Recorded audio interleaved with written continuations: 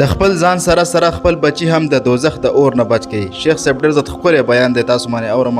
الله پاک دې ورله په جنت کې اعلی مقام ورکړي. خو تاسو دا بیان هم واورئ او د نور ملګرو سره هم شیر کړئ. راځئ اورئ. زما وروڼو، یو ډیوټي به مونږ کوو، یو به تاسو هم کوئ. مونږ به یې ورته سبق ښایو، ته به بچی راولې. قرآن شریف کې الله تعالی فرمایي ای د ایمان خاوندانو او انفسکم و اهلیکم نارا، ځان او بچي اهل و عیال د اور نه بچ کړي. چې ستاسو یو بچی معمولي غوندې دا ګوتې په اسرې سره وجنګېږي، استري او دا ګوتې وسوځي یا چیپې لږه غوندې ور ووړي او ماشوم چغې کړي. رښتیا وایي څونه ورسره تاسو پریشانه یې. چغې جوړې، وای ماشوم ګوته وسوځېده، زر یې ګاډي کې واچي اسپتال ته یې رسئ. ښځم مورم بې کوڅوچه بې سوره او خاوندم پلارم بې سوره. وایي د ماشوم ګوته وسوځېده. د ماشوم هغه چغو سره دوی ړه چغې وایي د مور او پلار. او چې بیا اسپتال نه یې رامولي، بچي څنګه شو ګوته؟ بچي درد کوي که نه کوي؟ او ښځې ته وایي ګورې لاس ورسره مه جنګوه. یا د بچي د ګوتې معمولي سرمن سوځېدلې ده او هغې ته موږ نشو ټینګېدی. نو چې د قیامت پر ورځ دا غونډ بچی درته روانې او د جهنم په اور یې وروغورځئ، بیا به څه کوې؟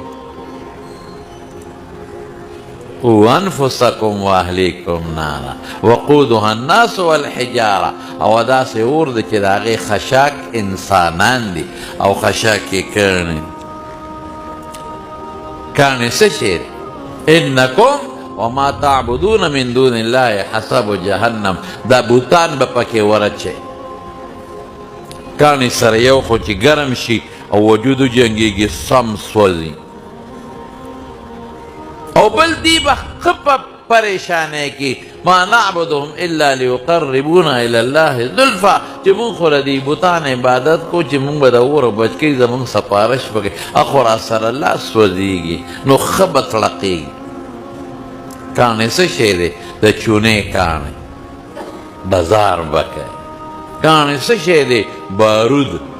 دا بارود چې دا په ایټم بم کې او په میزایلو کې اچولی کېږي او معمولي بلکې سپومې ته راکټ رسوي. دقه بارود دا هم د کاڼي یو قسم دی او داسې معدنیات دي د کاڼي په شکل کې په دې غرونو کې، یورینیم او فلانکې او فلانکې، دا به پکې اچوي. الله دې مساعد. علیها ملائکة غلاظ شداد. او داسې فرشتي دي چې ژبې نه هم سختې دي، زړه نه هم سختې دي، ړې نه نرمېږي. لا یعصون الله ما امرهم. د خدای چې ورته څه اډر کړی دی د هغې نافرماني نه کوي. قسم دی په دوزخ کې دوزخیانو چې فرشتي دي په دوزخ کې سټکي به یې ورسره مقامع من حدید، په هغې به یې په دا سر وایي په سټکو.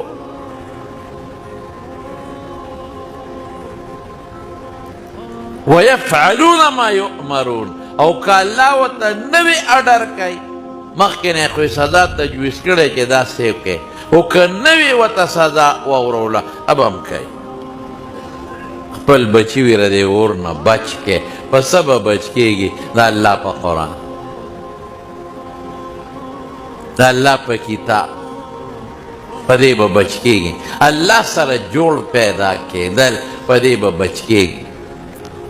نو مهرباني وکړي خپل بچي راولئ، داخل کې په مدرسو کې علما بې لوسه لګیا دي، خدمت کوي. ګورې وروڼو